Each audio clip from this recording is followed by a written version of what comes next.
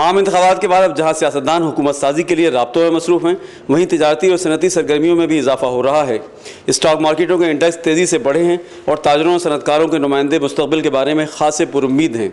इस वक्त जो भी हुकूमत आए उसकी अवलीन तरजीह सनतकारी को फ़रोग देना होना चाहिए, क्योंकि जब तक आप सनतों को फ़रोग नहीं देंगे मुल्क का एक जो सबसे बड़ा मसला बेरोज़गारी का है वो हल नहीं हो सकता। क्योंकि ये बात अब तय है, कोई भी हुकूमत हो वो इस मुल्क के हर फर्द को रोज़गार मुहैया नहीं कर सकती। इस मुल्क के अगर अफराद को रोज़गार मुहैया करना है तो वो इस मुल्क के प्राइवेट सेक्टर ने मुहैया करना है। सरमायाकारों का कहना है कि आम इंतखाबात के बाद सरमायाकारी बढ़ रही है। जमहूरी अमल बहाल होने से फ़ायदा ये होगा कि इन्वेस्टर के कॉन्फिडेंस बढ़ गए, वो हमारे मुल्क में सरमाया लगाएंगे, नई इंडस्ट्रीज आएंगी, लोगों को रोज़गार मिलेगा, बदअमनी लॉ एंड ऑर्डर पोजीशन बेहतर होगी।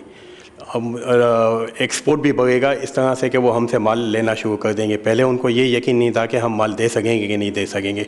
अब ये पोजीशन ये है कि जब हम पाकिस्तान गारमेंट इंडस्ट्री और टेक्सटाइल उसमें काफ़ी पोटेंशियल है, लोग यहाँ से माल लेंगे। हमारा जो टारगेट है 10.4 बिलियन वो इंशाल्लाह इससे ज़्यादा अचीव हो जाएगा। ऑलरेडी पिछले 1 साल से काफ़ी बेहतरी आ रही थी इंडस्ट्री में भी और ट्रेड में भी, लेकिन इस आम इंतखाबात के बाद तो ये नज़र आ रहा है कि काफ़ी बेहतरी आएगी, क्योंकि लोगों का इंटरेस्ट बहाल हो रहा है और लोग इन्वेस्टमेंट करना चाह रहे हैं यहाँ पे। सनतकारों के नुमाइंदों को उम्मीद है कि नई हुकूमत पॉलिसी के तसलसल को जारी रखेगी।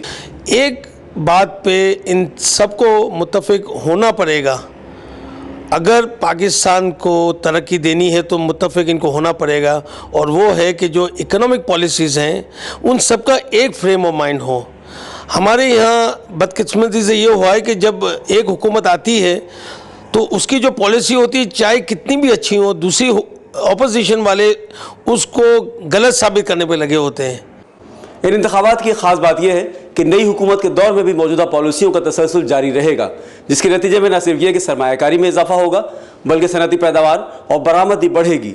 शब्बीर इब्न आदिल, पाकिस्तान टेलीविज़न न्यूज़, कराची।